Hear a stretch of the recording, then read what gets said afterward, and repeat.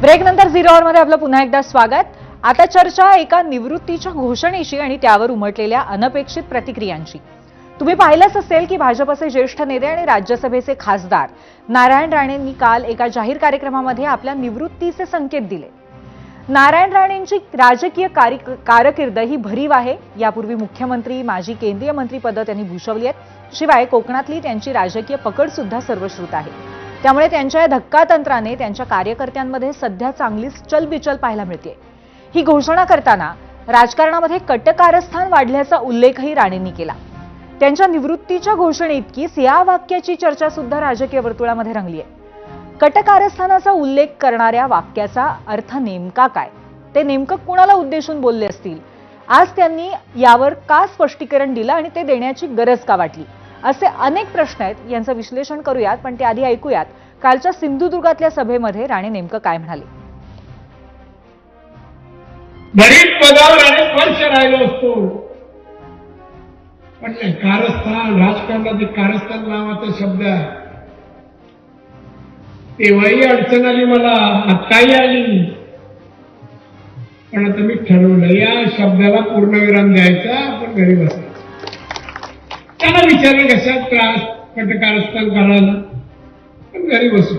दोन्ही मुलगे चांगले आहेत, त्याला एकच शब्द सांगला, बेटा नांदा सौख्य बन, चांगलं नाम, चांगलं काम करा, नाव कमवा, आणि दोनही अतिशय चांगलं काम करतात। राणेंनी खरं तर आपल्या भाषणामध्ये कुणाचं नाव घेतलं नाही, पण राजकीय वर्तुळामध्ये कानगोष्टी सुरू झाल्याच। राणेंचा रुख भाजप प्रदेशाध्यक्ष रवींद्र चव्हाणांकडे असल्याची चर्चा सध्या जोरात आहे। त्याला कारणही तसंच आहे। 2022 साली शिंदे सरकारमध्ये चव्हाण मंत्री झाले। त्यांच्याकडे सिंधुदुर्गाचे पालकमंत्री म्हणून जबाबदारी सोपवण्यात आली, पण सिंधुदुर्ग जिल्ह्याचे सर्वेसर्वा म्हणजे नारायण राणे अशी राणेंची ओळख। त्यामुळे तेव्हापासूनच चव्हाण आणि नारायण राणे यांच्यात शीतयुद्ध सुरू झालं।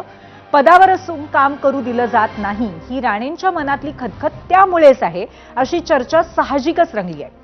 मात्र भाजप नेते प्रवीण दरेकरांनी चव्हाणांचा राणेंच्या विधानाशी काहीही संबंध नसल्याचं सांगितलंय। पाहूयात।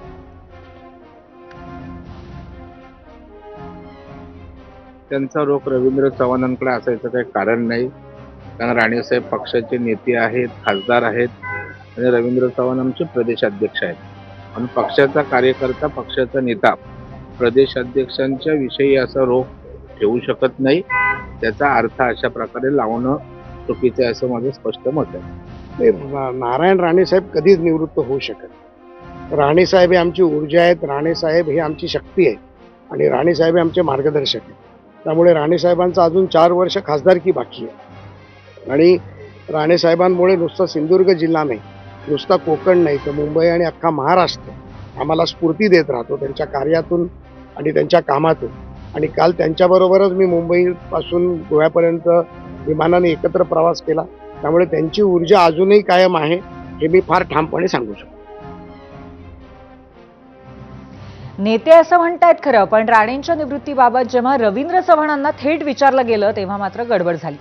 चव्हाण आज अहिल्यानगरमध्ये भाजपच्या प्रचारासाठी गेले होते। तिथे पत्रकार परिषदेमध्ये त्यांना राणेंच्या कालच्या विधानावरती प्रतिक्रिया विचारली गेलीच। त्यांचं उत्तर काय होतं ते तुम्हीच ऐका। नारायण राणे साहेबांनी निवृत्तीचे संकेत दिलेले आहेत। सिंधुदुर्गमध्ये बोलताना ते म्हणजे राजकारणामध्ये कटकारस्थान होतं, त्यामुळे आज आम्ही अहिल्यानगर मध्ये अतिशय चांगलं युतीचं वातावरण आहे, त्यामुळे त्याच्या प्रचार रॅलीला मी आलेलो आहे। त्यामुळे ती प्रचार रॅली तुम्ही मला शुभेच्छा द्याव्यात असं मला वाटतं।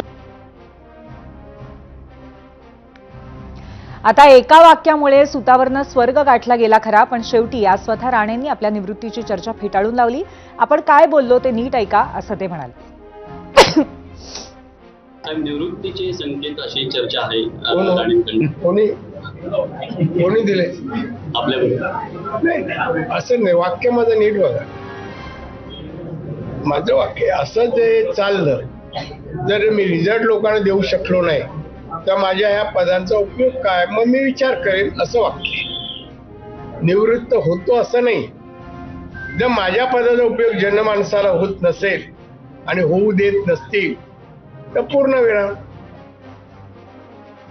काल सिंधुदुर्गामध्ये प्रचार सभेदरम्यान नारायण राणेंनी आमदार निलेश राणे आणि मंत्री नितेश राणे यांच्या कामाचं कौतुक केलं. तसंच राजकीय निवृत्तीवरही त्यांनी भाष्य केलं. यावेळी राणेंच्या पत्नी नीलम राणे काहीशा भावूक झालेल्या पाहायला मिळाल्या. कशाला म्हणता तो किती विकत मिळतो ते काही जणांना सांगा. जे राणेना संपवायचं नाही रे बऱ्या पूर्ण उरलोय मी हो. बऱ्याच देशातले बाहेरचे बरेच लोकांनी सगळे प्रयोग केले. या मागे कोण आहे, किती जण आहे, मला ताकद नाही ताकद आपण सफिशियंट आहे, पुरेसे. कुठल्याही क्षणी कुठल्याही वेळी काही.